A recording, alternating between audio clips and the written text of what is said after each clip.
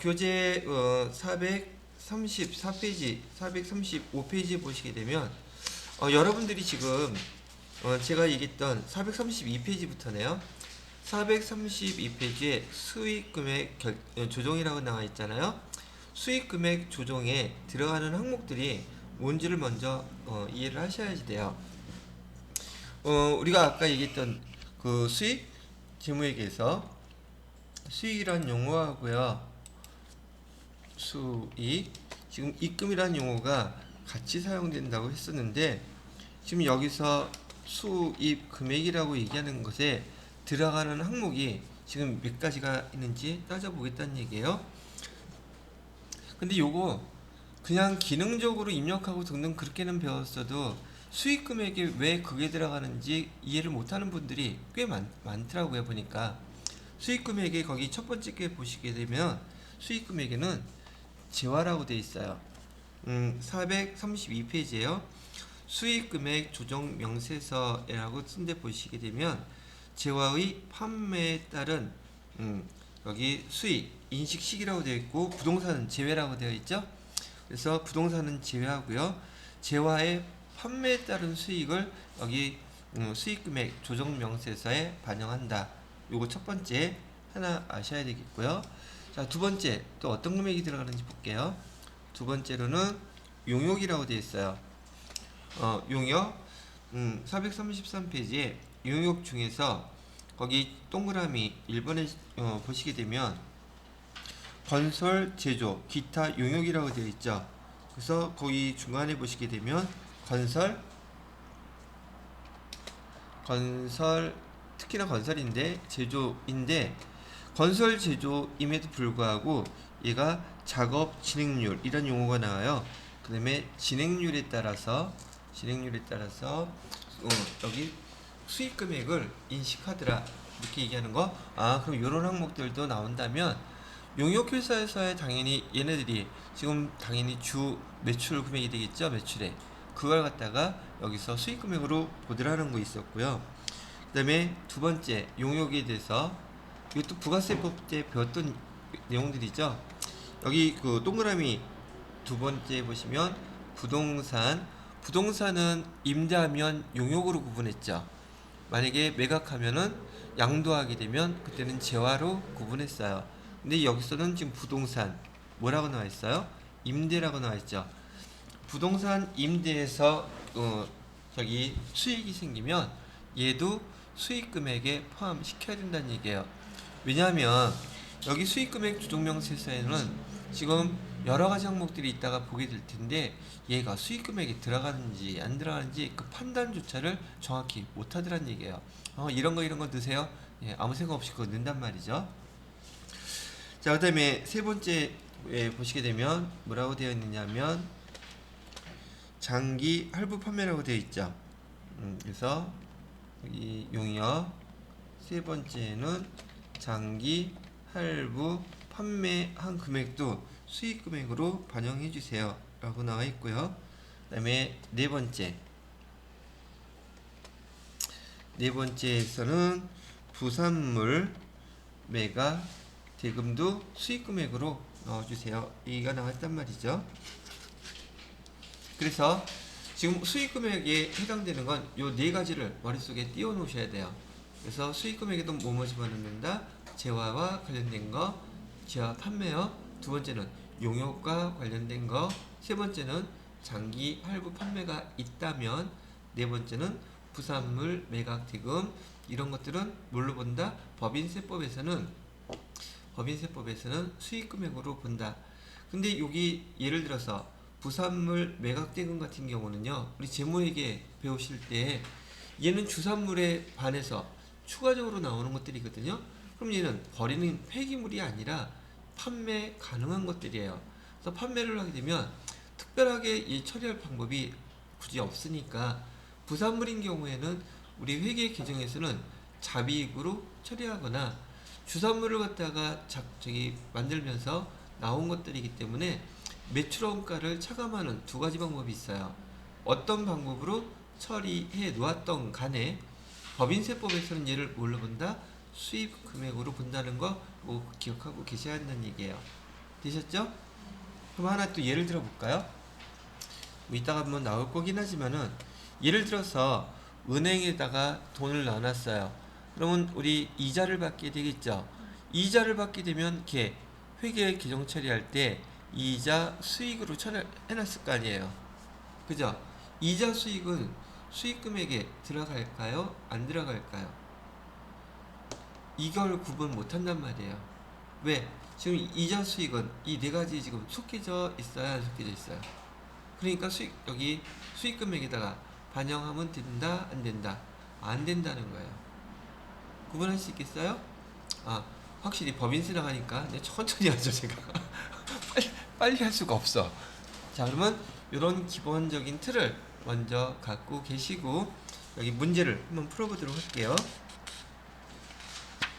그리고 432페이지에 보시게 되면 손익의 귀속 시기에서 이거 지난번에 이론할 때 한번 쭉 설명해 드렸던 내용이죠. 여러분이 읽어보시더라도 뭐 많이 하거나 뭐 그런 건 거의 없어요. 자, 그러면 실제로 입력을 해보면서 여기 설명을 해드릴 텐데 434페이지에 보시게 되면 실무 수행 프로세스라 그래서 지금은 하지 않으셔도 돼요. 그런데 설명 다 듣고 나서 여러분들이 이해가 좀 된 부분들이 있다면 이런 절차에 의해서 꼼꼼하게 여기 법인세, 세무조정 수익금액 작성을 해야 된다는 거 참고로 아시란 얘기예요. 항상 그러잖아요. 실기는 먼저 해보고 그 다음에 읽으면 조금 이해가 더 빨라진다는 차이가 있다는 얘기를 해드렸었죠. 435페이지에 보시게 되면 자, 수익금액 조정명세서라고 되어 있고요. 다음 자료에 의해서 법인조정의 2021년도 수익금액 조정명세서를 작성하고 소득금액 조정 합계표에 세무조정상 반영해 주세요 라고 되어 있었죠. 그죠? 근데 뭐 설명하기 전에 하나 까먹은 게 있다. 뭘 까먹었냐면 아까 여기 손익계산서 있었잖아요. 표준 손익계산서 틀려가지고선 정신이 없었는데 손익계산서에서 지금 우리 법인 세무조정을 시작하잖아요. 1번 소득금액 조정 합계표에 반영돼야 될 사항 법인세예요. 법인세 여기 밑으로 쭉 내려가시면 법인세하고 법인세 비용 여기 금액 나와 있는 거 보이시죠? 얼마예요? 6,764만 3,631원. 지금 손익계산서에서 얘는 벌써 표준 재무제표가 나오게 되면 여기서부터 세무조정을 시작하게 됩니다. 그래서 요 위에 보시게 되면 여기 지금 합계등록이라고 나와 있죠. 이 합계등록 눌러보세요. 눌러보시게 되면 이렇게 차변에 입금산입, 송금불산입, 세무조정사항이 아예 딱 자리를 잡고 있어요. 그 다음에 두 번째 오른쪽에 보시게 되면 대변 쪽에 얘를 차변 대변 나누는 것은 아니에요. 오른쪽에는 송금산입과 입금불산입이 한 세트로 나눠져 있죠. 자, 그러면 지금 결산서상 당기 순이익에는 조금 전에 보셨던 손익 법인세 비용으로 들어가 있는 거죠. 그런데 법인세법에서는 법인세 비용은 송금으로 인정 안 하죠. 송금 불산입이에요. 그러면 여기 송금 불산입 세무조정은 어디에 해당된다고요? 송금 불산입 여기에 해당되는 거죠. 그래요, 안 그래요? 맞아요? 그럼 송금 불산입 여기다가 법인세 등이라고 써놓고 금액은 거기 여기 보세요. 여기 밑에 참고사항 이렇게 나와 있죠. 아주 친절해요. 근데 다 이것만 나오는 건 아니에요. 대부분 나오기는 하는데 여기는 내용 그대로 참고해서 쓰시면 돼요. 그러면 차변이라고 하면 안 되겠죠. 왼쪽에 입금 그다음에 송금불산입 항목에다가 법인세 등 또는 법인세 비용 해놓고서는요 요 금액 똑같이 쓰세요. 어떻게 해요? 이렇게 해요. 여기는 다 그냥 입력하는 거예요. 법인세 비용 이라고 해놓고서는요 67, 643, 631 띵 치게 되면 7가지 소득처분 내용 나오는 거 있죠. 얘는 지금 세금 어디에다가 납부했어요? 국세청에다 납부했죠. 국가, 지방자치단체, 법인, 개인 사업자에다가 낸 거는 더 이상 소득 추적하지 않는다. 그러면 소득처분은 뭘로 한다? 그럼 얘는 첫 번째 거니까 잘 기억하실 수 있죠. 여기 재무제표 중에서 특히나 손익계산서에서 소득 세무 조정할 때 이 법인세 비용이 무조건 1번이에요. 그래서 얘가 반드시 이렇게 들어가 있고 세무 조정과 소득 처분을 이렇게 해 놓으시면 돼요. 그리고 제가 뭐 하라 그랬어요? 항상 저장 눌러놓으라 그랬죠. 저장 중요해요. 아까 이거 설명한다 그러다가 1100번은 딴 데 가서 열심히 놀다 보니까 이것도 까먹었어. 지금 하다 보니까 생각이 나서 첫 번째 세무조정과 여기 소득처분 해드렸고요. 그 다음에 설명했던 것은 수익금액 조정명세서 얘를 클릭하시고요. 자, 우선 여기 모양새를 꼬라지를 잘 보셔야지 돼요. 지금 수익금액 조정명세서는 지금 항목 계정과목이라고 나와있죠. 여기에다가 재무제표에 반영되어 있는 항목들 중에서 매출액이나 이익이나 수익이나 이런 것 총 망라해서 다 나와요. 그 항목들 중에서 여기 법인세법에서 인정하는 수익금액을 다 반영을 해주셔야 돼요. 근데 여기 지금 떠 있는 거 보니까 재무회계에서 매출이라고 잡아있는 항목하고 영업 외 수익도 있죠. 기업회계 기준에서는 영업 외 수익이다 뭐다 이렇게 구분을 하지만 법인세법에서는 그거 따질 필요 없어요. 돈 번 거는 번 거예요. 무슨 말인지 알겠죠? 근데 아까 그 네 가지 항목 재화일 경우, 용역일 경우, 그 다음에 장기 할부 판매일 경우, 그 다음에 부산물의 매각된 이 네 가지가 딱 정해져 있더란 말이죠. 그 이외의 것은 수익 금액으로 들어가면 된다, 안 된다, 안 된다는 얘기예요. 되시겠죠?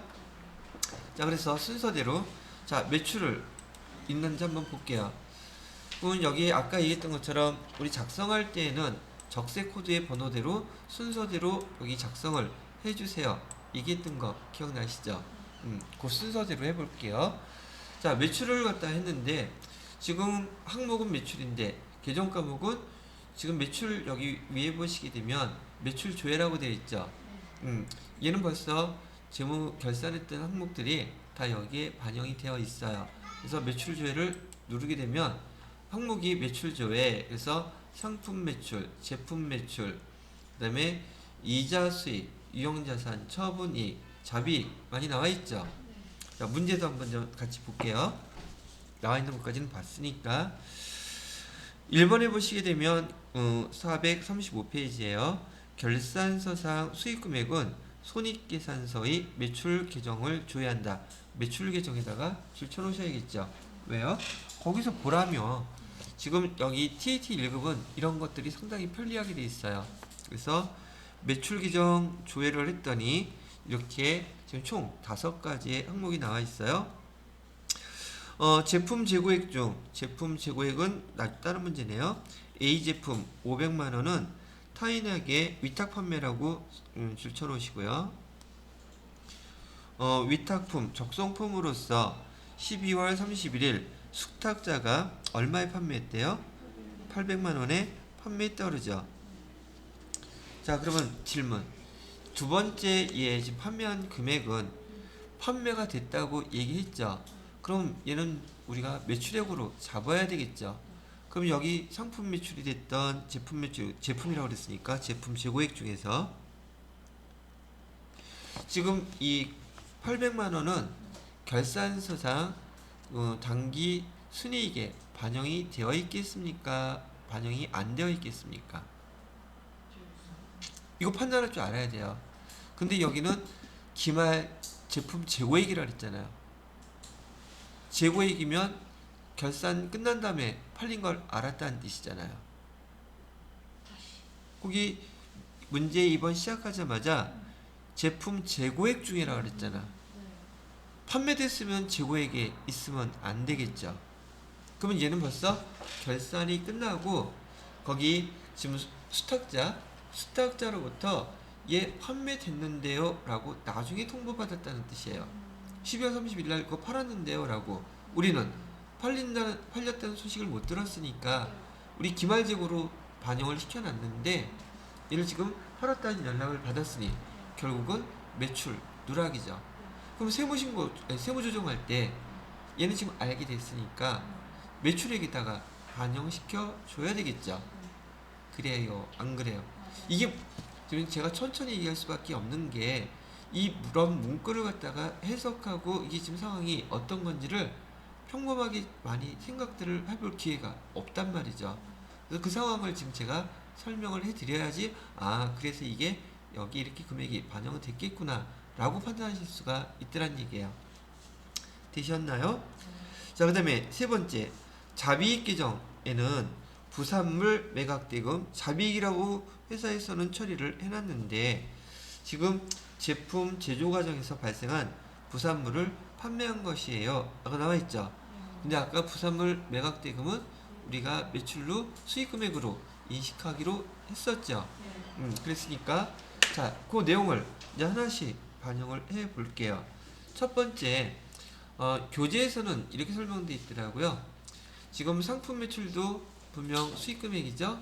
그 다음에 제품 매출도 얘 두 개 다 뭐에 해당되는 거예요? 재화의 판매에 대한 해당되는 거니까 당연히 확인 눌러서 상품 매출 5천만 원 반영시켜야 될 것이고요. 그 다음에 또 매출해서 하나씩 하셔야 돼요. 그 다음에 제품 매출 확인해서 반영시켜야 될 것이고요. 그 다음에 또 매출이 아니라 얘는 영업 외수익이었었죠. 영업 외수익인 계정 자비, 얘는 우리 주상품하고는 상관없는 거잖아요. 자비 1,000만 원에 대해서 이렇게 잡아 놔야지만이 법인세법에서 얘기하는 수익금액이 일단 매출 조회된 항목에서 수익금액으로 반영을 했다는 얘기예요. 이해가 되셨습니까?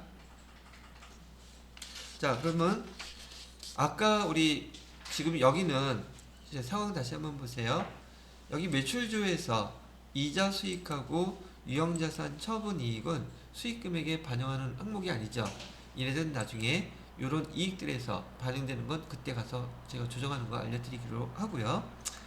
여기 매출에 들어갔던 것들은 다 지금 포함시켰어요. 부산물 매출 대금이 자비익 계정으로 잡혔다고 했어요. 그죠?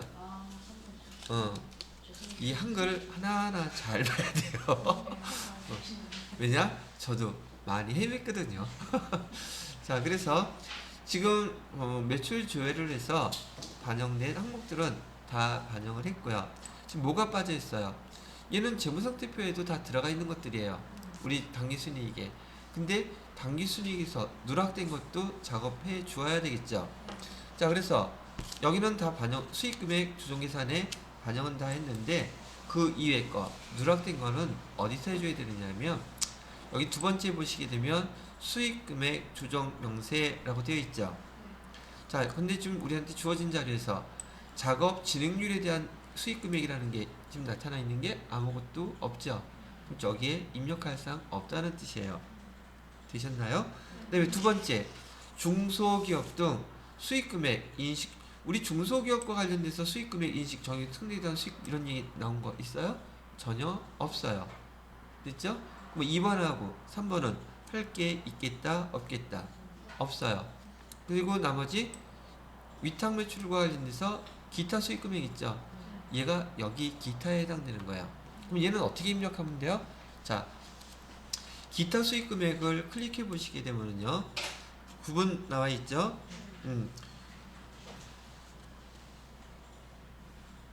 구분에서 여기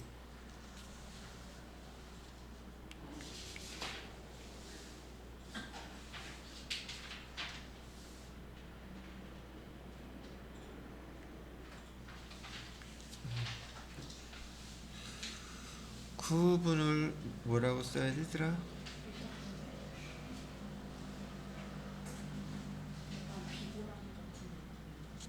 몰라. 옆이 이런 콤이 없어. 그러면 있는 거 아무거나 한번 써보죠 뭐.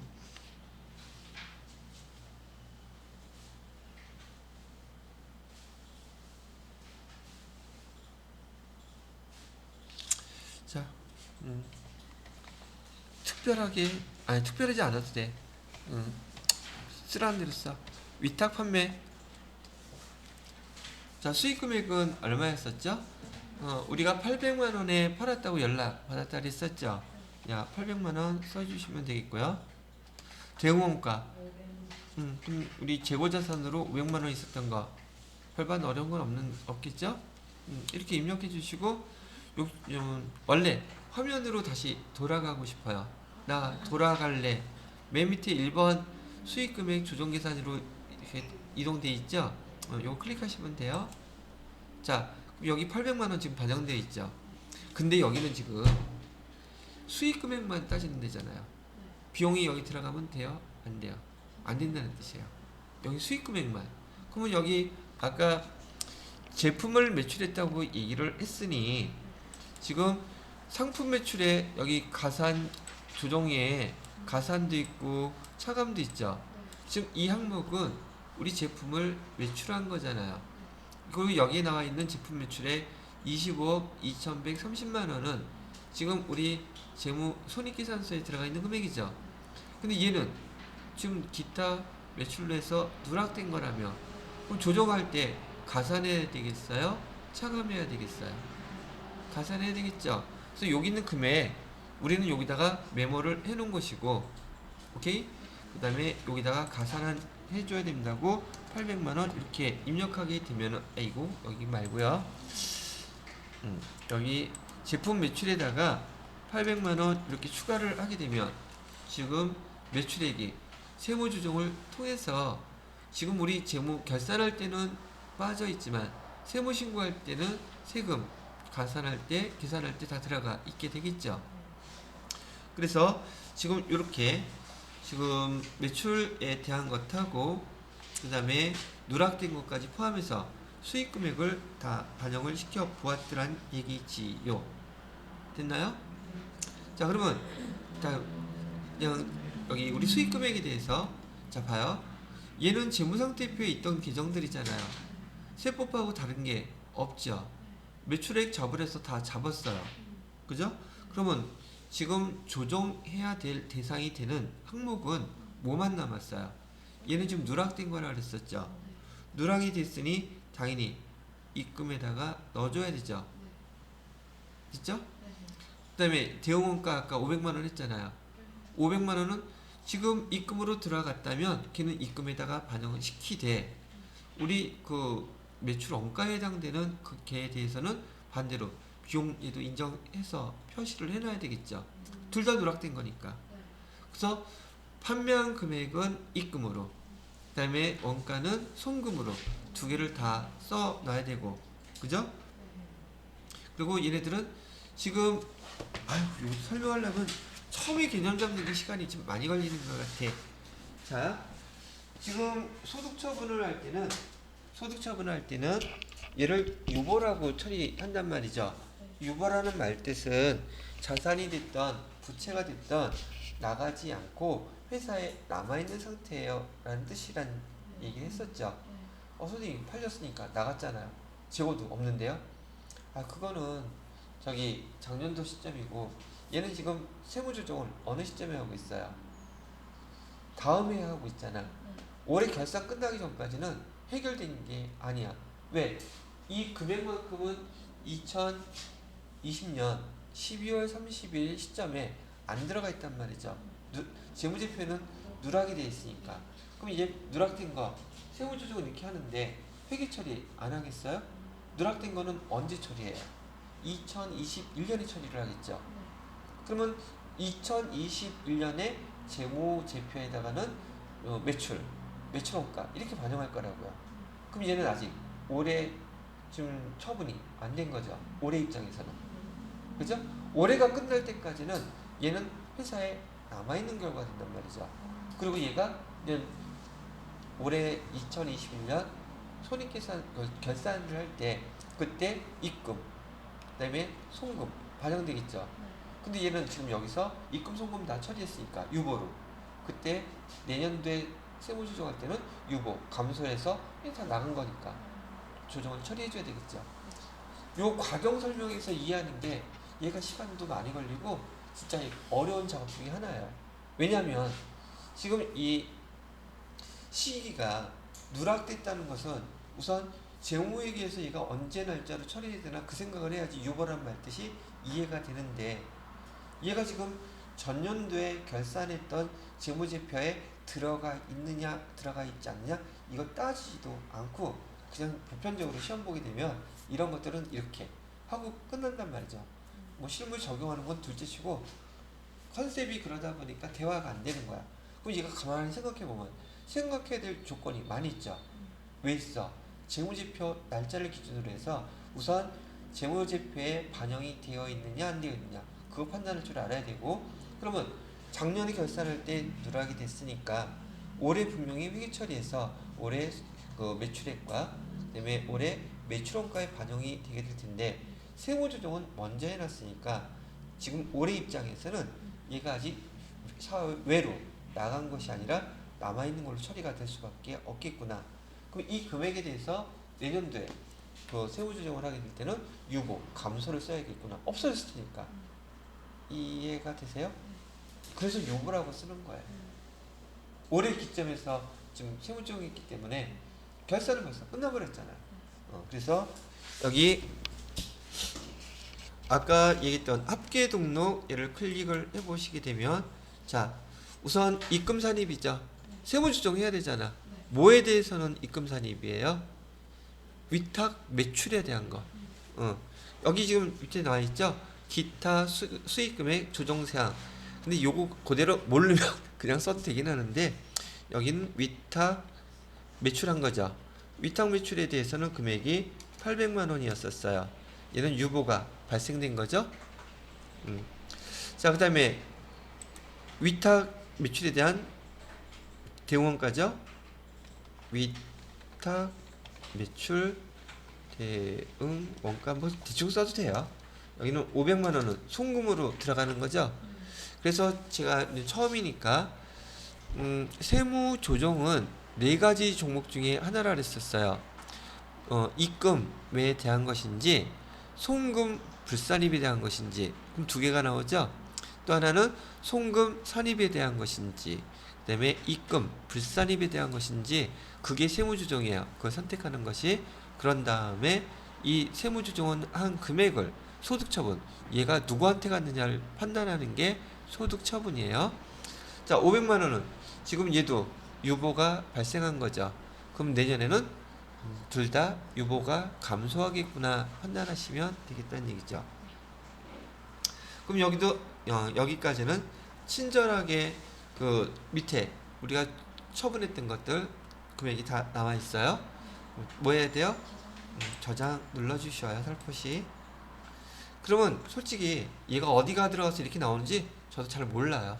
그런데 여기 다시 복귀하고 아까 가산 조정 요 항목들을 순서대로 여기에 해당되는 거에 넣어 주어야 그렇게 뜬다는 걸 순서적으로는 프로그램 사용할 때 기억을 해 두셔야 한다는 얘기죠. 프로그램 저도 어떻게 되는지 몰라요. 그렇게 해야지 나온다는 것만 알아요. 그래서 이제 여기 수익금액 조정에 대해서 얘 문제가 많이 나오고요. 주로 시험 문제에서 기출문제 제가 쭉 검토해 보니까 여기 기타 수익금액하고 건설과 관련돼서 2가지가 제일 기타로 해서 여기 수익금액 조정 계산 1번 이외의 것으로 꼭 하나씩이 추가로 나오더라고요. 그건 기출문제 풀어보면서 해당되는 거 문제 한번 또 연습해보면 되겠죠?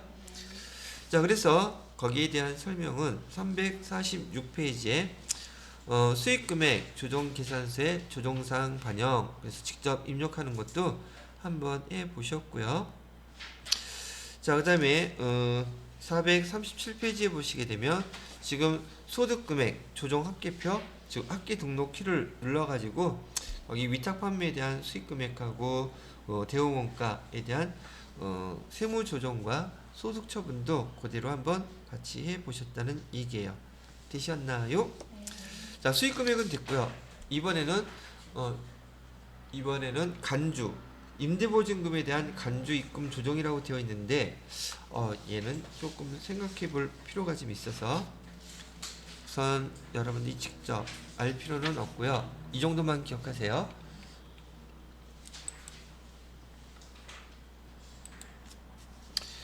임대보증금 간주 입금이라고 얘기하는 것은 지금 우리가 임대보증금에 대해서 간주 임대료는 알고 계신단 말이에요.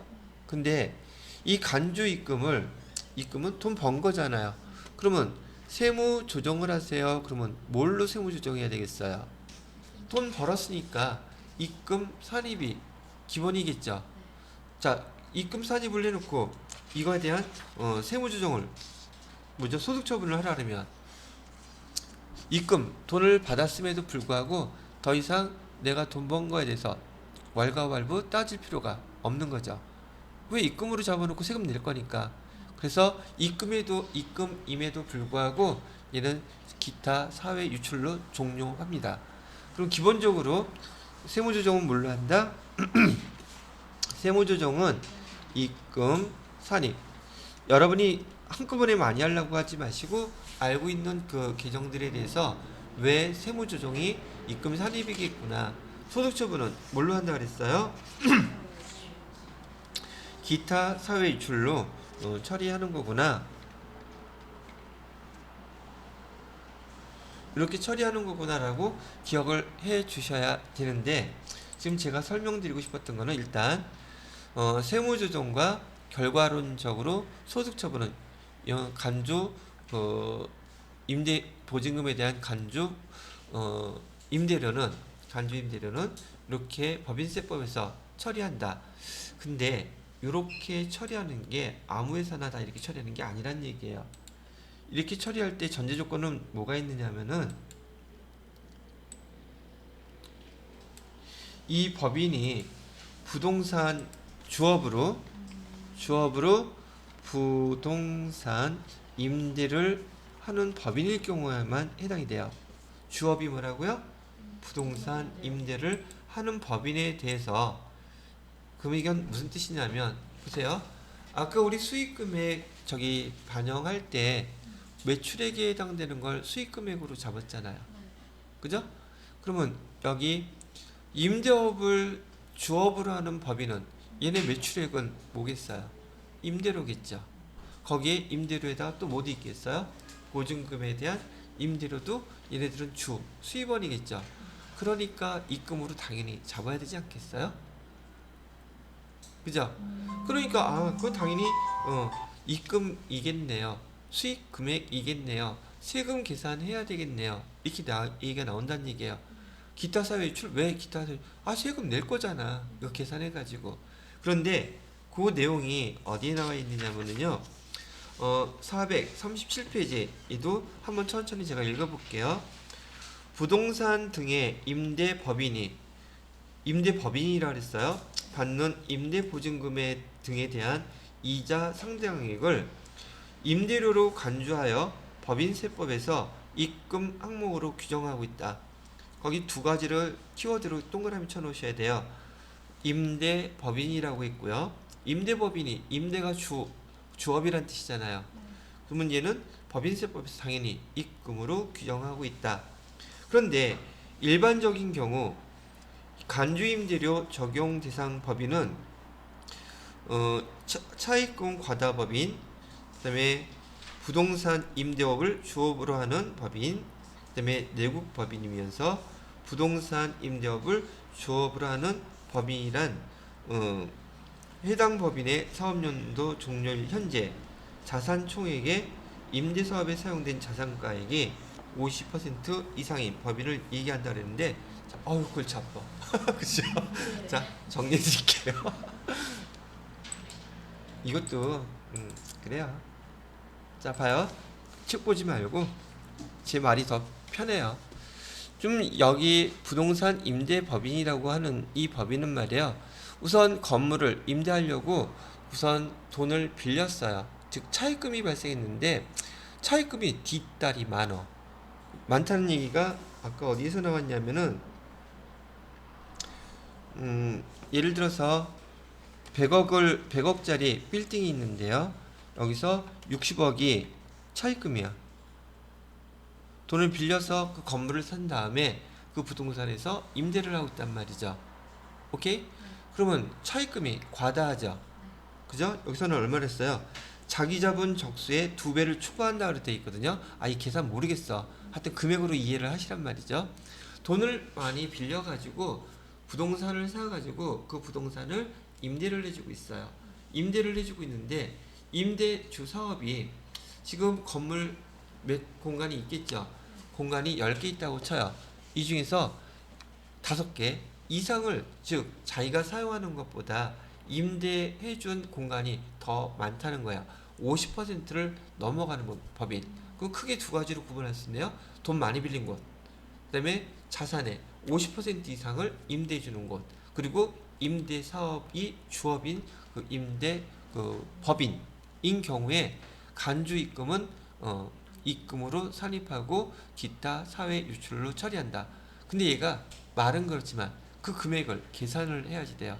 근데 일단 임대보증금의 간주 입금이란 용어를 갖다가 다 설명하기 위해서는 앞에 있는 이런 내용들 하나하나를 여러분이 내용을 이해를 하고 넘어가야지 왜 이렇게 처리가 됐는지 그나마 쉽게 알아들을 수가 있더란 얘기예요. 되셨나요? 자, 그러면 간주 그 입금이라는 항목에서 이것도 한번 미리 설명을 해 드릴게요. 시간이 정말 짧으네요. 그래서 1,000,000원이라고 가정을 하게 되면 보통 이렇게 보증금을 받게 되면 그 보증금 받은 거 고스란히 은행에다가 넣어 놓을까? 그럴 리가 없잖아요. 이것저것 돈을 굴리지 않겠어요? 근데 법인세법 입장에서는 그 정기예금 이자율 무조건 곱하겠대요. 그게 올해는 1.2%예요. 작년까지는 1.8%였는데 이게 줄어들었단 말이죠. 금액 얼마인지 모르겠는데 계산하지 말고 얼마 계산할까? 1%면 100만원, 12만원 되겠네요. 12만원이 이자죠.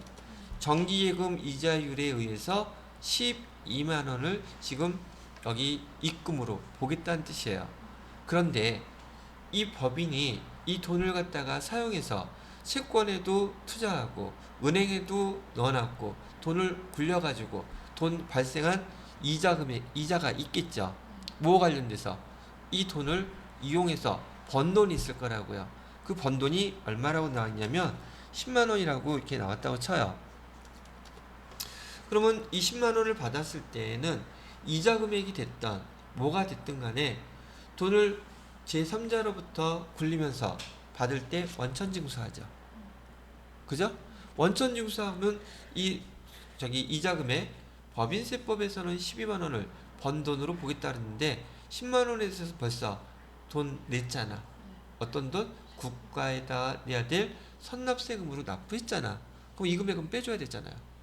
그럼 차이가 얼마나요? 그 2만원을 입금으로 보겠다는 뜻이에요.